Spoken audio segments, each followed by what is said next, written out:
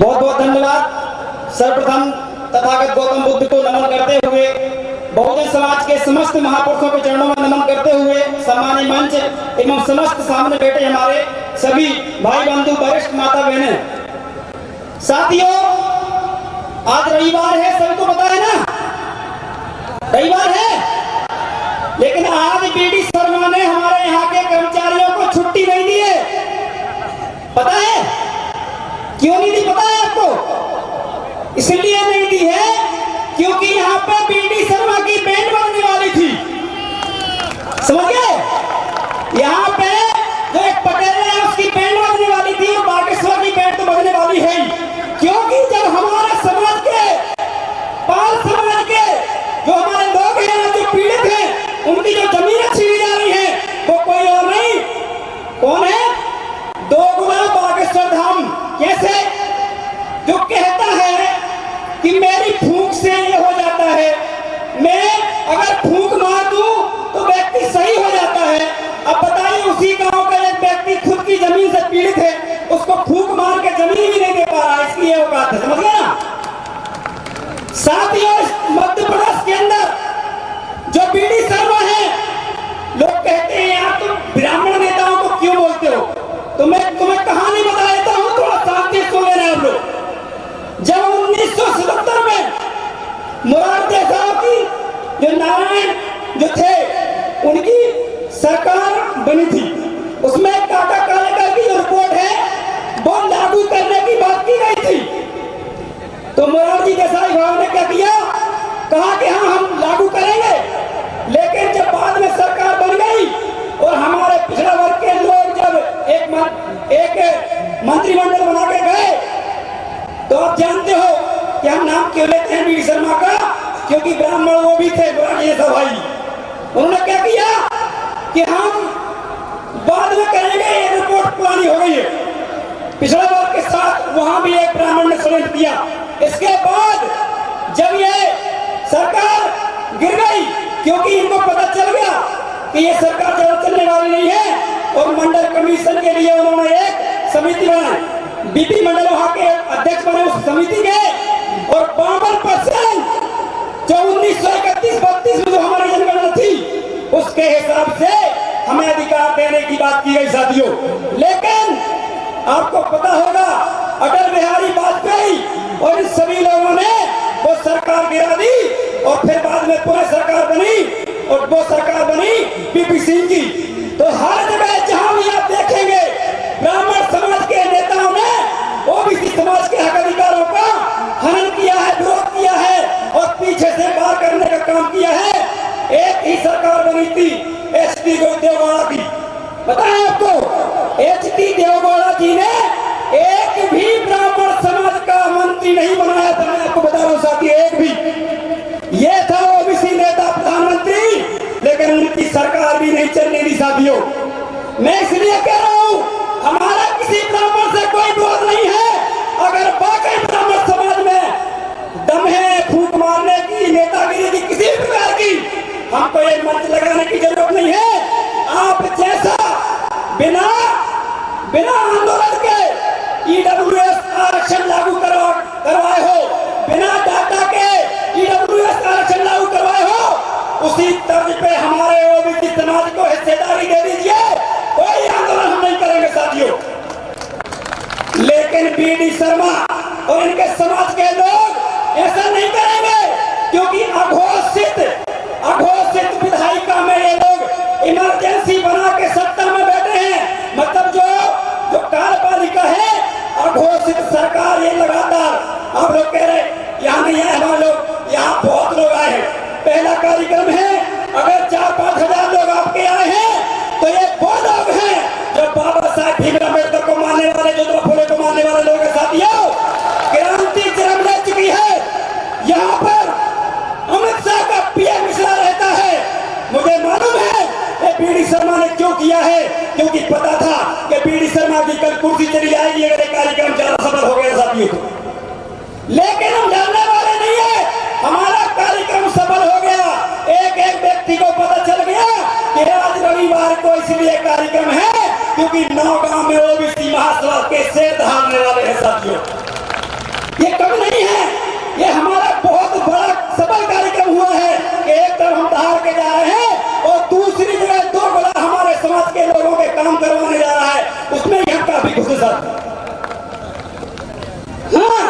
दो गलत है ना? अरे दो गलत नहीं है तो बताइए मुझे। ईडब्ल्यूएस आरक्षण सुना आप लोगों ने? ईडब्ल्यूएस आरक्षण में ओबीसी एसटी एससी के लोगों का जो कट ऑफ है वो ईडब्ल्यूएस आरक्षण जो है ओबीसी और एसटी के उनका कट ऑफ ज्यादा है और ईडब्ल्यूएस आरक्षण का कट ऑफ कम है। अब बताइए एक भी आदमी ब्राह्मण समाज का ऐसा मिला तुम्हें कि ओबीसी से कम नंबर है, एसटी से कम नंबर है, एससी से कम नंबर है और हमारे विकलांग भाइयों से भी कम कोटा वाले ईडब्ल्यूएस बन रहे हैं? साथियों ये आप समझने का प्रयास करें, लेकिन एक भी ब्राह्मण समाज का व्यक्ति इस आरक्षण का विरोध करने नहीं आया। साथियों ये 70 साल से हमारे ओबीसी आरक्षण का विरोध कर रहे हैं। कह रहे हैं कम नंबर वाले नौकरी करेंगे, कह रहे हैं कम बुद्धिमान हैं। तो मैं जानना चाहता हूं ब्राह्मण समाज के लोगों से कि आपके जो ईडब्ल्यूएस से जो 50 नंबर वाले बन रहे हैं वो क्या करेंगे? ये सत्ता है बैठ के बताइए, कार्यपालिका में बताइए ना। लेकिन ये दो गुणे चुरकुट लोग हैं, अपने लोगों को किसी भी रास्ते से घुसाने का काम करते हैं और हमारे समाज को रोकने का काम करते हैं। साथियों हमारी जनगणना रोकने का काम 70 साल से लगातार नेहरू से लेके चाहे आपकी जो भी कांग्रेस बीजेपी की सरकार रही हो लगातार इन लोगों ने किया है। साथियों लेकिन डरने वाली बात नहीं है, हम लोग क्रांति का बिगुल बजा चुके हैं और छतरपुर की धरती में एक भी ब्राह्मण समाज का विधायक नहीं बनने देंगे। साथियों चिंता मत करिए। क्यों नहीं बनने देंगे?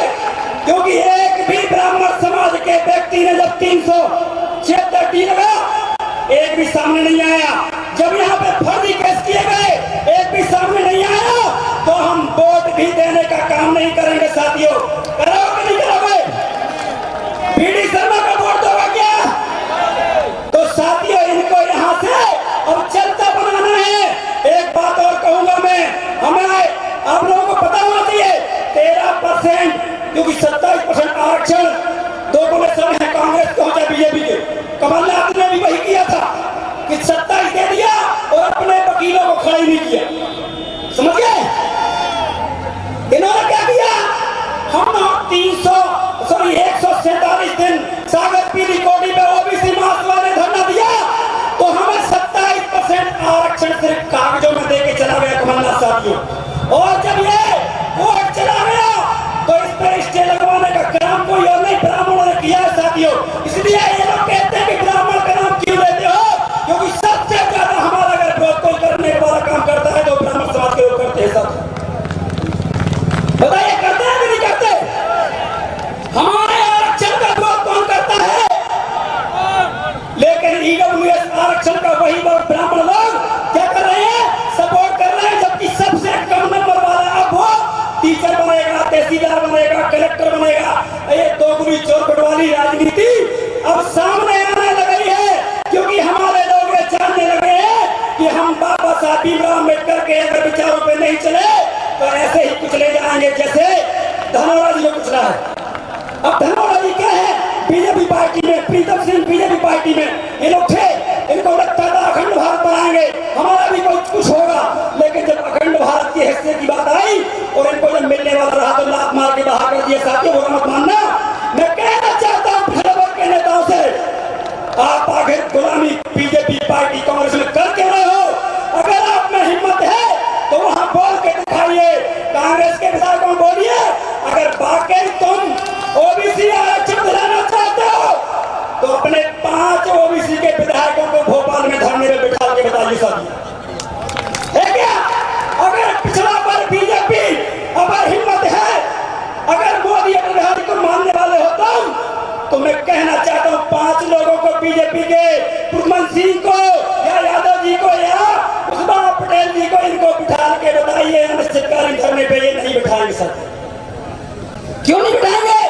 क्योंकि शासन सत्ता को सिस्टम को कंट्रोल करने वाला अगर कोई है तो सिर्फ ब्राह्मण समाज के लोग हैं और ये सारा कंट्रोल अपने हाथ में रखते हैं। ये सिर्फ और सिर्फ क्या करते हैं?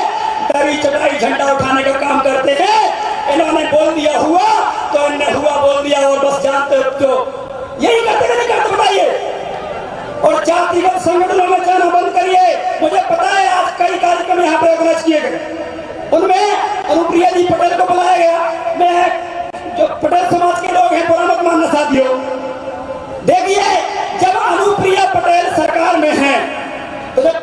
कि यहाँ पे ये कार्यक्रम इसके बदले में उनको जल्दी बुलाया गया है, तो कम से कम यहाँ भी आना चाहिए था कि नहीं आना चाहिए था? बताइए, आना चाहिए कि नहीं आना चाहिए?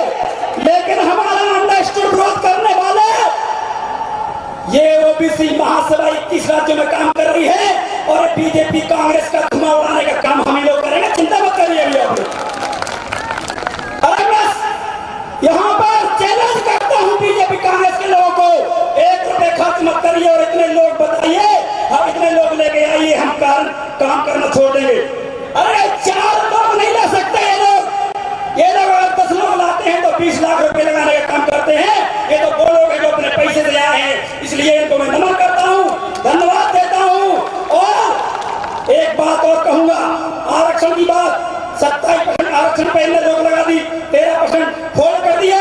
साथियों, कम से कम 6000 हमारे माता बहनें जो हमारे भाई बहनें हैं उनको नौकरी नहीं लगेगी, और इसका विरोध करने वाला कोई और नहीं, न्यायालय में बैठे कोलेजियम सिस्टम से ब्राह्मण जज कर रहे हैं और कोई नहीं कर रहा। साथियों, अब फिर कहेंगे कि ब्राह्मण का विरोध करते हो। भाई जहां देखो वहां आप ही हमारा विरोध करते हो, हम तो सिर्फ नाम लेके बता रहे हैं कि आप ये हमारा विरोध करो। इसलिए इस देश के अंदर क्रांति का बिगुल बच चुका है। नौगांव में कभी ओबीसी महासभा या पिछड़ा वर्ग के नाम पे 20 लोग इकट्ठे नहीं हुए हैं, यहाँ 5000 की संख्या इकट्ठी हुई है, कम से कम नहीं है साथियों, हमारे लिए कम नहीं है। लेकिन साथियों, एक बात कहूंगा, बागेश्वर धाम पाखंड फैलाने का काम कर रहा है। मैं छोटी सी बात कहूंगा, एक पेड़ अगर सूख गया है, क्या बागेश्वर में हिम्मत है कि उसको एक फूंक मार के उसमें पत्ते लाके दिखाए? है क्या? बताइए, है किसी में? एक कुएं में पानी नहीं है, अगर है हिम्मत उनमें तो वो पानी लाके दिखाएंगे।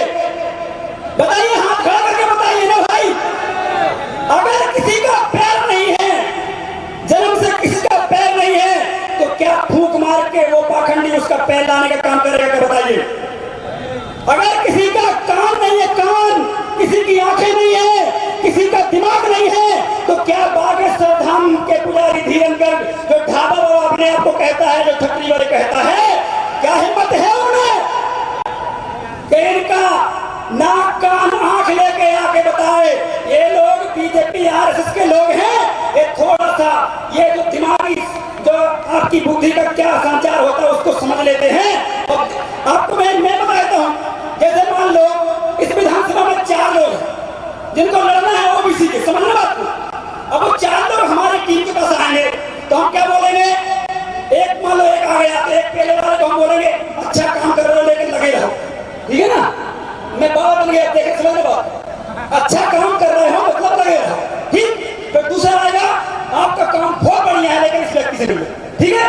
फिर तीसरा व्यक्ति आएगा, वो कहेगा आप तो जीतने वाले हो लेकिन थोड़ी कृपा रुकिए, थोड़ा ये कर लो, ठीक है। और लास्ट वाला आएगा, उससे कहेंगे जनता बिल्कुल ऐसे लग रहा है कि बिल्कुल हाथ ही जिता दे, लेकिन आप अभी थोड़ा सा वक्त और है, इंतजार करिए। अब बताइए, 4 लोग उसी के पास गए और उनमें से जब 4 में से 1 जीत जाएगा तो बाबा का वो व्यक्ति ढोल लेके जाएगा, ओए देखो जीत गया, जीत गया। करेगा नहीं करेगा? एक ही जीता ना, वो 3 वाले वो कुछ नहीं बोलेंगे क्योंकि उनको बोल दिया था थोड़ी सी कमी, थोड़ी सी कमी। तो ये बाबा लोग इस प्रकार से तुम्हारे दिमाग को हैंडल करते हैं। और बुंदेलखंड में तो सबसे ज्यादा यही कर रहे हैं, बच्चा नहीं है। अब बच्चा बिना पति पत्नी का हो ही नहीं सकता है, लेकिन ये पता नहीं कैसे कर देता है कोई दुनिया में मशीन है? अब लेकिन सांस कर सकती है, बाबा बाबा कुछ नहीं कर सकते। ये सिर्फ और सिर्फ अपनी गाड़ी भर के पैसा बैंकों में जमा कर रहे हैं। और हमारे ओबीसी एसटी मूर्ख लोगों को, जिन्होंने बाबा साहब भीम अम्बेडकर ने जो संविधान में दिया था कि आपको संविधान पढ़ना है और पाखंड छोड़ना है, मैं कहना चाहता हूं उसी बुंदेलखंड के लोगों से, आपको कभी रामायण पढ़ने दी क्या? हम बताइए, एसटी और एससी के लोग पढ़ेगा कभी? दूर उठाते थे ऐसे, मैंने खुद देखा है। इनको मंदिर में नहीं जाने दिया, लेकिन आज इनको हिंदू बनाया जा रहा है। बताइए, जिनको मंदिर में घुसने नहीं दिया जाता वो हिंदू कैसे हो सकता है? बताइए मुझे। मैं जितने चाहे मंदिर बता दूंगा, यहाँ पे खुद आपके गांव में कई मंदिर जानते होंगे साथ। ये सिर्फ षड्यंत्र चल रहा है। धर्म की गद्दी पर बैठ के सिर्फ और सिर्फ धर्म की गद्दी पर बैठ के सिर्फ और सिर्फ ब्राह्मणों की रक्षा की जा रही है। ये बताइए मुझे, अगर ब्राह्मण समाज सच में ईमानदार है तो जिन लोगों ने कोर्ट में ओबीसी आरक्षण के विरोध में ब्राह्मणों ने याचिका लगाई है उसको हटवा के दिखाइए, तब जाने की आप हितैषी हमारे हो। है क्या? कोई नहीं है, क्योंकि 4,000 साल से लगातार तुम्हारा शोषण अत्याचार धर्म के नाम पे, पाखंड के नाम पे अत्याचार करके, और तो आप में भिड़ाके हो, तुम लोधी हो, तुम कुर्मी हो, तुम काशी हो, तुम पटेल हो, तुम कुशवाहा हो, तमाम प्रकार की 3,743 जातियों में उलझा के, 3,000 एससी की जातियों में उलझा के 40,000 जाति के संगठन और 3,343 जाति के संगठन बना के आपस में लड़वाने का काम यही लोग करते हैं साथियों। इसलिए डरने वाला नहीं है, जिन्न जाग चुका है। ये तुम्हारे सामने खड़े होने की औकात नहीं रखते हैं। मुझे मालूम है ये लोग डेली सोचते हैं उसको उड़ा देंगे, इसको उड़ा देंगे, लेकिन फूंक क्यों नहीं मार देते हो साथियों? उड़ाने की जरूरत नहीं भाई। बागेश्वर फूंक मार दे कि महेंद्र सिंह लोधी ऐसा बोलता है, फूंक मार दी, महेंद्र सिंह खत्म। धर्मेंद्र सिंह ऐसा बोलता है, फूंक मार दी, खत्म। ओबीसी का एक पंडाल जो लगा है इसमें फूंक मार दे तो खत्म। जब फूंक मार के सब कुछ होता ही है तो फिर काहे के लिए भैया आपके लोगों को आप बेकार में ज्ञापन दिलवाते हो, दुनिया भर की बात करते हो, ठीक है ना? इसलिए ओबीसी महासभा में जुड़िए। ये वो लोग हैं जो दिल्ली की सरकार गिरा सकते हैं। नौगांव से चिंता मत करिए, बहुत भारी भीड़ है हमारे लिए। बहुत बहुत धन्यवाद। जय फूले, जय अवंती, ओबीसी महासभा जिंदाबाद। एक बार सभी खड़े हो जाइए। जय जवान, जय किसान, जितनी जिसकी संख्या भारी, ऊपर हाथ करके बोलिए, जितनी जिसकी संख्या भारी। जय जवान, जय किसान, हम अपना अधिकार मांगते, हम अपना अधिकार मांगते। कसम खाइए, संविधान की हम कसम खाते हैं, याद करिए सभी। संविधान की कसम खाते हैं, संविधान की कि हम